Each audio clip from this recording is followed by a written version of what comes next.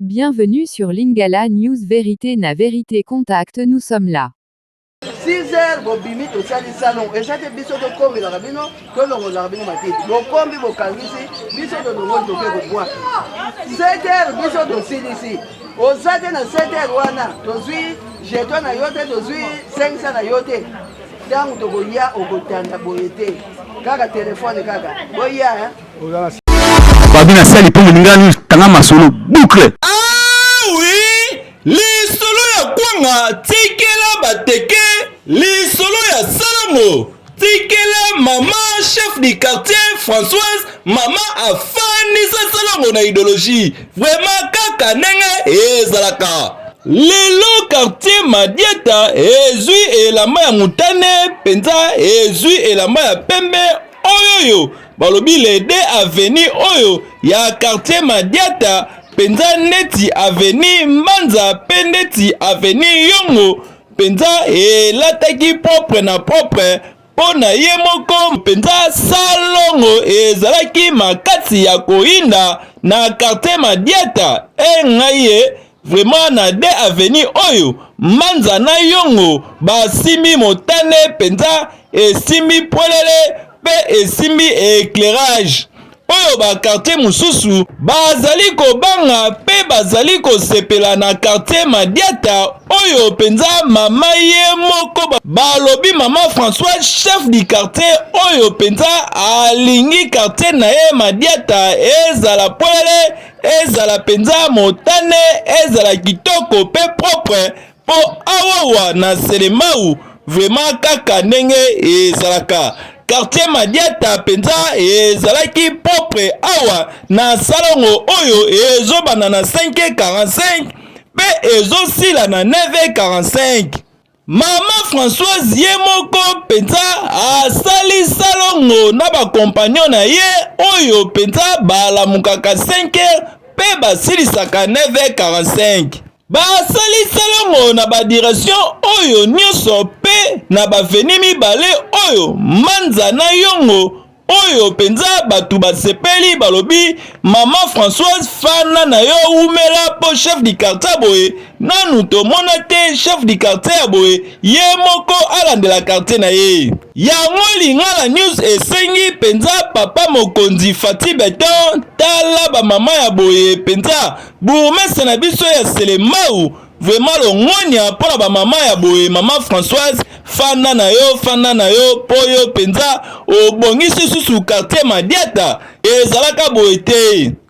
obongisi ngo lisusu kitoko tala ba veni oyo Manza na veni Yongo penza ezongi ya sika propre na propre awa batu nyonso penza ya quartier Madiata basepeleki na likanisi oyo ya chef du quartier penza mama Françoise oyo azwaki chaque samedi po salongo de 5h45 de 9h45 pe 10h botandi alakisaki équipe na ye oyo bazali kosala bana ya batu basalaka penza misala na bango yoka ndenge na quartier Madiata bazali kosala batu nyonso basepelaki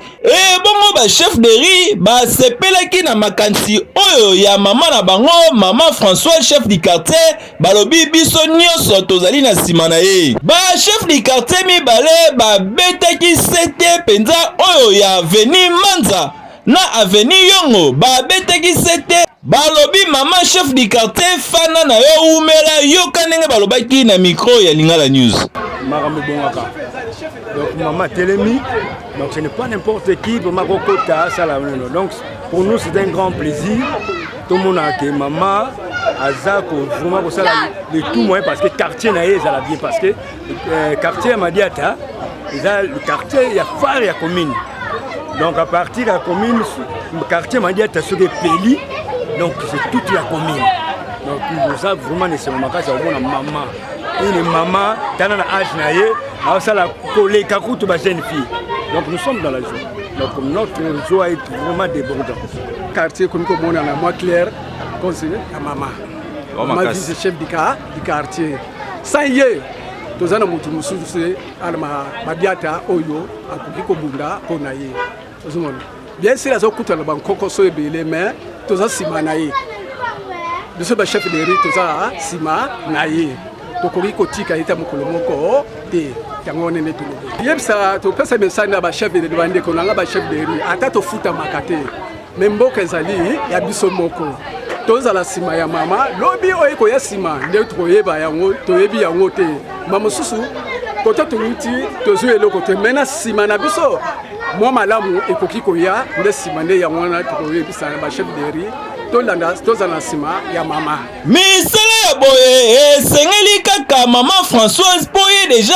azalaka mama sociale oyo afandisa penza awa na kati ya commune ya Selembao oyo burumesa penza atelaka motema na esengo ya misala wana penza ba oyo basalaki salango bakumisi burumesa na bango ya kolakisa penza papa vraiment fanda na yo ndenge otielaki biso mama chef du quartier oyo penza quartier Madiata ezwi pelele quartier Madiata ekomi pele quartier Madiata ezwi pelele quartier Madiata ekomi pembe penza awa ata okwisi tonga okomona ngo na quartier Madiata po propre na propre yoka ndenge balobi na micro ya Lingala News liboso topesi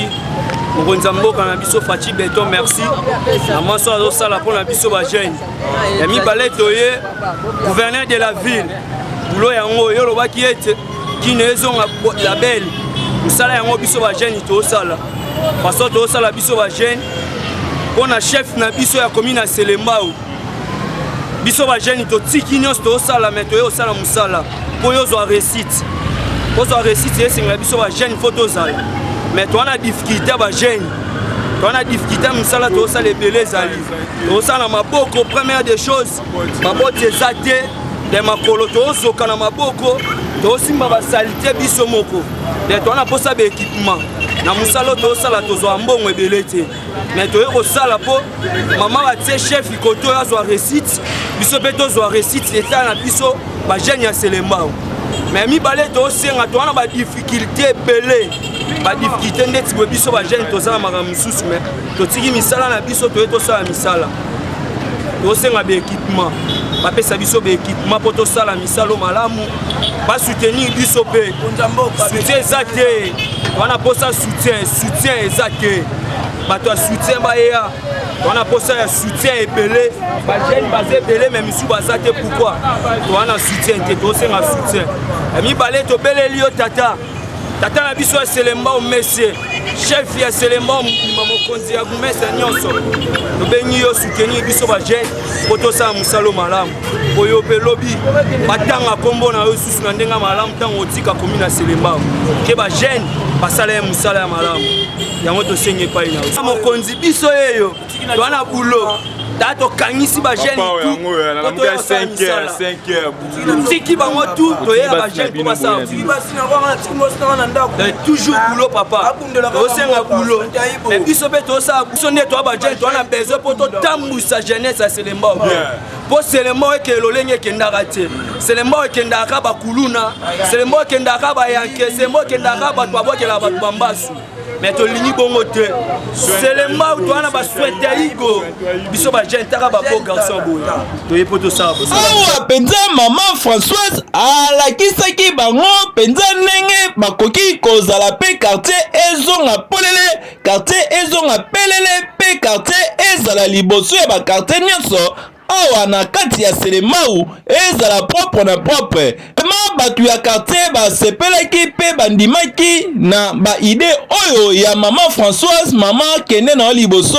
fanda na yo po quartier na biso Madiata tolingi penza ezala kitoko kaka ndenge ezalaka na ba quartier mususu ba papa pe ba mama basepelaki na organisation oyo ya maman Françoise boyo kanenge mama ye moko alobi na micro ya Lingala News bazo sala te biso tozo servir d'exemple donc tango bango bakomona te na quartier Madiata ekomi propre soko okoti balabala mbanza okoti yongo okokuta propreté alors bango mpe bakozwa exemple wana